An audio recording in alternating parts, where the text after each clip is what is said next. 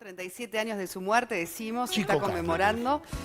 Murió efectivamente en el año 1979. Vamos a estar abordando la figura de Juana de Ibarburu, esta mujer increíble, maravillosa, con una, bueno, en la exponente máximo de la literatura uruguaya.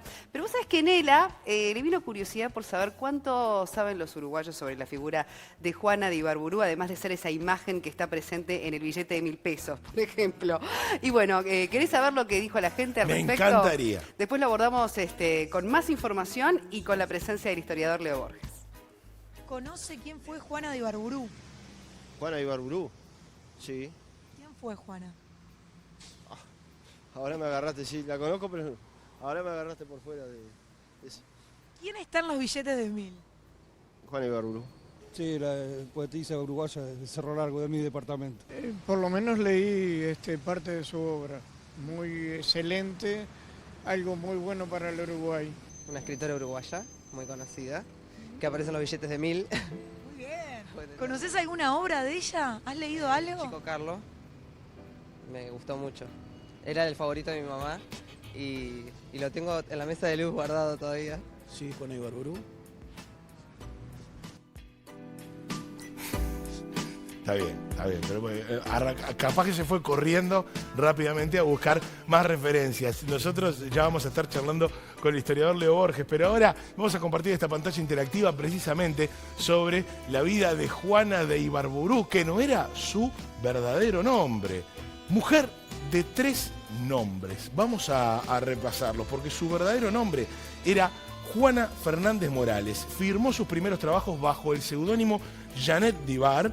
Finalmente optó por utilizar el apellido de su marido, el capitán Lucas Ibarburu. Juana de América, el 10 de agosto de 1929, con un palacio legislativo colmado, se le entregó en el Salón de los Pasos Perdidos el título de Juana de América de manos del poeta de la patria, Juan Zorrilla de San Martín. Formó parte además de la Academia Nacional de Letras. Una vida complicada, así también está documentado en varios trabajos, entre ellos el del escritor Diego Fischer en el libro El encuentro de las Tres Marías.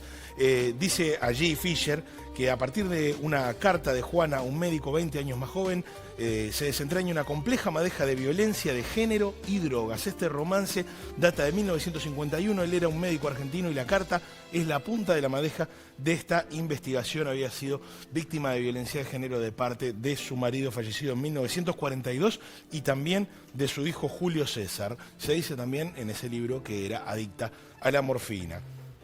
Vamos a la muerte. 1979. Se cree que Juana falleció entre el 12 y el 13 de julio, aunque fue informado recién el 15. Según comenta Fischer, seguramente su hijo había negociado la primicia de la muerte de su madre con un diario local. Eso fue el fin del suplicio de sus últimos años. Fue velada en el Salón de los Pasos Perdidos con honores de Estado. Nos vamos ahora al encuentro de Leo Borges para seguir adentrándonos de esta figura, también de la generación del 900 desde una perspectiva histórica. Exactamente, Cristian. Bueno, bienvenido, Leo. Un placer, como siempre, recibirte. Qué lindo que hayas querido recuperar la figura de Juana de Ibarburu para tu columna. Estábamos diciendo que se cumplen 37 años de su muerte. Todavía muchas preguntas, ¿no?, sobre la vida, no tanto sobre la obra, que por suerte la tenemos todos al alcance de la mano, de esta mujer única, como fue Juana de Ibarburu. Tan poco tiempo, ¿no?, de la muerte, ¿no? Porque uno a veces pierde la perspectiva y de repente habla con gurises más chicos y habla de Juana de Ibarburu y parece algo tan lejano, y murió hace muy poco tiempo, claro, relativamente. Claro, en 1979. Sí. Exactamente, ¿no? Como bien decía Cristian, Juana de América, ¿verdad? De alguna manera ella fue galardonada con ese título que se le dio en el Salón de los Pasos Perdidos, en el Palacio Legislativo, y que nada menos se lo dio Juan Zorrilla de San Martín, ¿no? Juana de América, que de alguna manera su primer libro lo edita en 1919, y ahí se genera como una discusión interesante, ¿no? El Uruguay tiene una generación, la generación del 900, que se da en literatura, que es una generación que hablamos en historia, que de alguna manera es una generación de políticos exitosos, pero que Juana de alguna manera técnicamente no formó parte de la generación del 900. Acá hay una disquisición que es interesante, ¿no? Y que de alguna manera va para el lado de los compañeros profesores de literatura y críticos literarios. En realidad Juana de Ibarburu forma parte de lo que se denominó generación del 20. ¿no? Del punto de vista literario, en realidad ella forma junto con Luisa Albisi, por ejemplo, una generación que no tenía conciencia de ser una generación, como sí la tenía la del 900 y también la va a tener la generación crítica de 1945, pero que de alguna manera es la continuación de la generación del 900. Eso desde el punto de vista estrictamente literario. Pero desde el punto de vista histórico, uno puede colocarla dentro de lo que fue la generación del 900. Una generación con poetisas brillantes como Delmira Agustini, Claro. como María Eugenia Ferreira, Horacio Quiroga, Florencio Sánchez, y así podríamos seguir de alguna manera nombrando escritores o también políticos, una generación de políticos brillantes como Emilio Frugoni en el socialismo, como Luis Alberto Herrera en el Partido Nacional, como José Valle Ordóñez en el Partido Colorado, entre otros, y que de alguna manera fue el caldo de cultivo para que aparecieran estos escritores. Es interesante cómo uno, para poder entender la aparición de una Juana, para poder entender la aparición de una Delmira Agustini, uno tiene que irse hasta José Pedro Varela, lo que fue la reforma educativa, la reforma escolar en todo nivel, que fue de alguna manera llevada adelante por José Pedro Varela en el gobierno de Lorenzo Latorre, que 30 años después tiene sus frutos. ¿Qué es esa generación? Porque esa generación eran escritores, pero si no tenían lectores, no puede haber escritores. Por lo tanto, es importante también comentar cómo el Uruguay era un país que además se veía a sí mismo de una forma muy positiva, ¿no? Y la aparición de esta Juana de América, de alguna manera también nos habla de un Uruguay que estaba de punta en el mundo. Pensemos que no solo el Estadio Centenario que se hace en 1930 y Uruguay gana la primera Copa del Mundo, no solo la Rambla Sur que se hace en 1928 y es verdaderamente impresionante para la época, sino una Juana de América que de alguna forma discutía de igual a igual con las poetisas del mundo, con Alfonsina Storni, con Gabriela Mistral, Premio Nobel de Literatura, y ahí estaba esa Juana que de alguna manera inicia en lo que los críticos literarios hablan de modernismo, ¿no? Con Rubén Darío, y eso de alguna manera la emparentaría con el 900, pero que luego da un salto, que tiene una obra impresionante desde el punto de vista poético, que empieza con La lengua de diamante, que es en 1919, y eso es lo que divide a la generación del 900 de la generación del 20, desde el punto de vista estrictamente literario.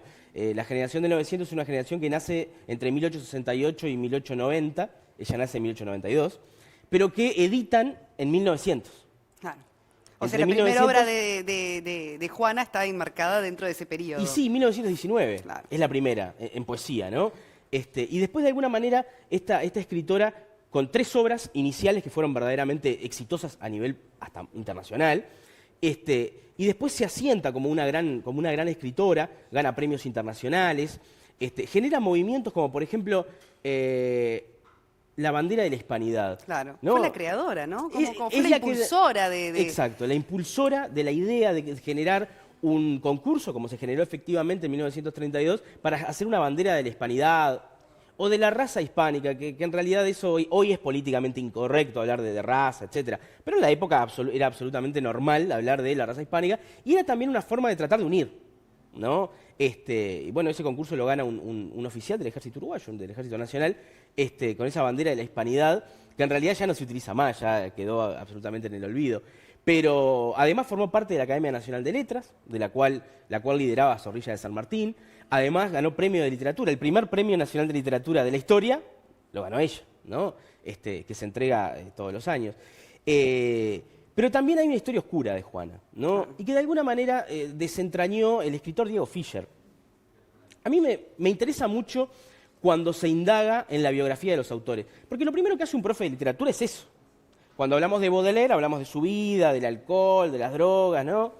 Y nos parece normal. Lo que pasa es que, claro, cuando uno se acerca a un autor uruguayo, y tan cercano en el tiempo, aparece ese prurito de decir, bueno, no te metas con la vida privada, pero en realidad la obra de un autor se entiende también por su vida privada, ¿no? O su falta de arte también se entiende por la vida privada. Y en este caso, una vida privada tumultuosa, complicada, como dijo Cristian, ella no se llamaba Juana de Ibarburú, ¿no? Ibarburú es el apellido de su esposo. De su esposo, un capitán, Lucas Ibarburú, con el cual tuvo un hijo. Y bueno, y Un de alguna único manera, hijo un tuvo. único hijo, Julio César. Y de alguna manera hay una historia de lo que hoy denominamos violencia de género, con su marido, pero que de alguna manera se continuó con su hijo. Lo cual es de una tristeza mayúscula, ¿no? Su hijo no solo que ejercía violencia económica sobre ella, sino también violencia física. ¿Tá? Violencia económica, ¿por qué? porque lisa y llanamente la desvalijó desde el punto de vista económico, hasta vendió su casa. Y desde otro punto de vista, bueno, violencia de género, ¿no? Hay una serie de cartas que encuentra Fischer, yo creo que es un trabajo brillante el que hizo Fischer en ese sentido, que luego se convierte en una obra de teatro. El encuentro de las Tres Marías que nombrábamos recién, ¿no? Exacto, luego se convierte en una obra de teatro, una cosa bastante interesante, que de alguna manera echa luz sobre un personaje que creo que tenemos que tener muy presente, ¿verdad? Como escritora, pero como personaje público del Uruguay. Y entonces ahí aparecen una serie de conflictos, de problemas que tienen que ver con la violencia, pero también que tienen que ver con el consumo de drogas, con el consumo de morfina. Igual recordemos que... y una obra, la de Juana, tan luminosa, ¿no? Por otro lado. Absolutamente, sí. Justamente tiene que ver con Habla de todo en sus obras, ¿no? Digo, está el amor, está el dolor, están, bueno, todos los temas de está el pago. Está el pago. Eso es una de las cosas que también tiene que ver con esa generación del 20, lo telúrico, lo campero, ¿no? Ella en Chico Carlo habla de su vida en Melo.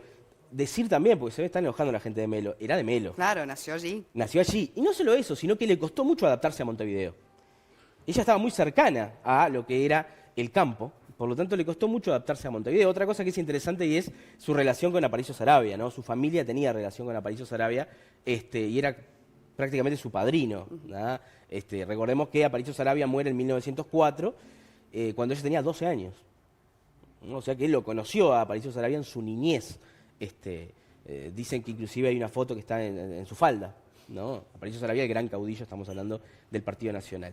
Pero bueno, el tema de consumo de morfina, bueno, en realidad en aquella época consumir morfina era algo bastante normal en la clase alta, poética o artística en Montevideo, ¿verdad? Como lo era también, por ejemplo, yo siempre lo he dicho, José Pedro Varela, junto con su barra de Carlos María Ramírez y todo eso, eran consumidores de morfina, o sea, era como la droga del momento. Es políticamente incorrecto decirlo, pero no me importa a mí lo políticamente correcto. Estoy un poco empachado de políticamente correcto en el Uruguay, en los últimos años.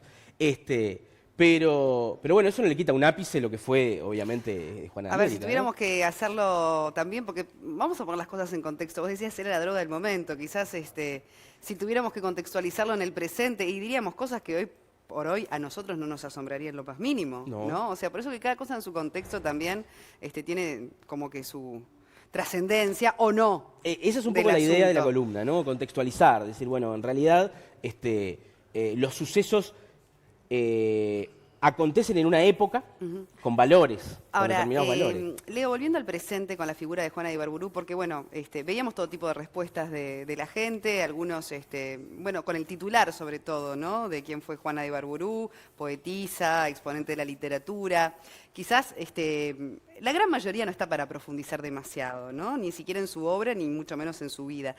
A nivel académico, a nivel de las escuelas, de los liceos, ¿crees que está, porque además sos profesor, está bien ofrecida la información sobre Juana de Ibarburu? Es decir, ¿se hace suficiente énfasis sobre lo que fue esa figura para nuestro país? Yo creo que los programas de secundaria, no me voy a meter en primaria, creo igualmente que no se da mucho en primaria, que se eligen otros, qué sé yo recuerdo haber leído, qué sé yo, Arenero, ¿no? Todo lo que tenía que ver con, bueno, Juana, con Chico Carlo, pero en la escuela no me voy a meter en la escuela, porque en realidad no sé, pero creo que en el liceo lo que ha sucedido con respecto a los programas de literatura y de historia también, pero principalmente de literatura, es que muchas veces nos empachamos de autores nacionales y como que quisimos algo más, ¿no? Entonces creo que los programas se enfocaron más para autores de otras latitudes, lo cual estuvo bien, pero llegó un momento en el cual hay que volver a las raíces, ¿no? Entonces